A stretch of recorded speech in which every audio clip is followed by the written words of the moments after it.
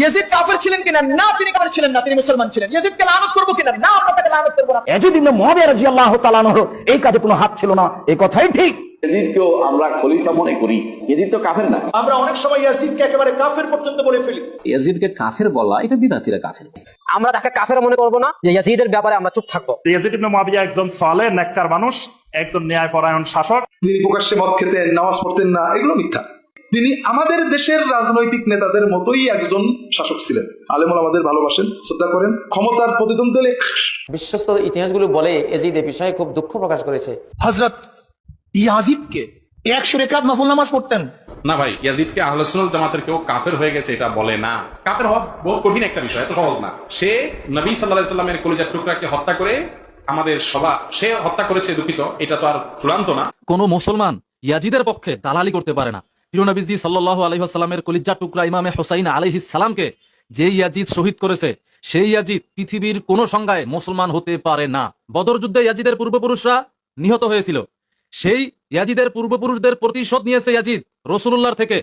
রাসূলুল্লাহ সাল্লাল্লাহু আলাইহি ওয়াসাল্লামের নাতি ইমামে হুসাইনকে শহীদ করে সেই বদর যুদ্ধের প্রতিশোধ নিয়েছে ইয়াজিদ। কারবালায় ইমাম হুসাইন আলাইহিস সালামকে শহীদ করার পর ইমাম হুসাইনের মাথা মোবারক যখন ইয়াজিদের সামনে আনা হয়েছিল, তখন ইয়াজিদ ইমামে হুসাইনের দাঁত মোবারকে রড দিয়ে আঘাত করেছিল।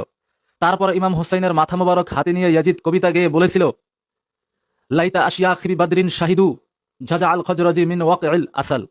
বদর যুদ্ধে আমার যে পূর্বপুরুষরা নিহত হয়েছিল, তারা যদি দেখতো আজ হুসাইনের পতন হয়েছে। কদ কতালনাল কওমা মিন সাদাতিকুম ওয়া আদালনা মাইলা বাদরিন ফাতাদাল। ইমাম হুসাইন ও তার সাথীদেরকে হত্যা করে বদর যুদ্ধের প্রতিশোধ নিয়েছি, এবং এই প্রতিশোধ নিয়ে হিসাব বরাবর করেছি, একদম সঠিক কাজ করেছি।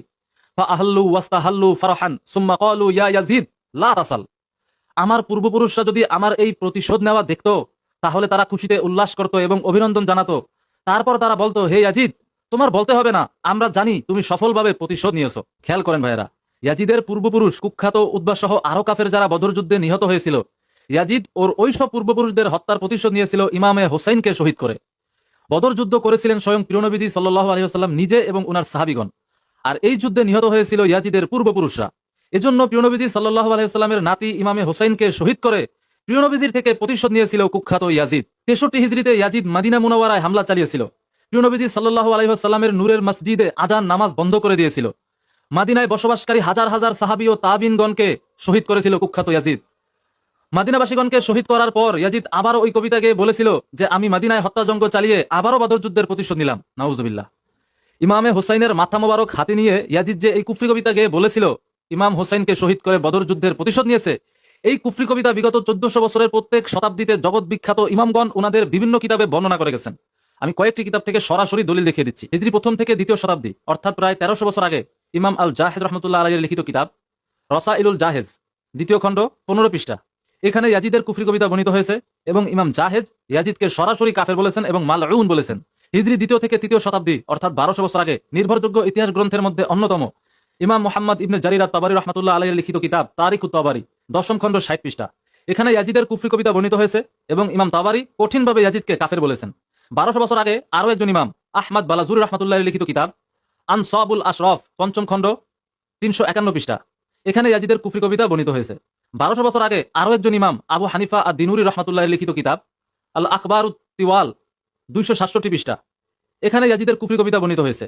এভাবে আরো অসংখ্য ইমামগণ বিগত 1400 বছরে কুখ্যাত ইয়াজিদের কুফরি স্পষ্টভাবে বর্ণনা করে গেছেন এবং ইয়াজিদকে কাফের বলে গেছেন। আরে যেই কুখ্যাত ইয়াজিদ ইমামে হুসাইন আলাইহিস সালামকে শহীদ করার পর ইমামে হুসাইনের মাথা মোবারক যখন ওর সামনে আনা হয়েছিল, তখন ইয়াজিদ ইমামে হুসাইনের দাঁত মোবারকে রড দিয়ে আঘাত করছিল।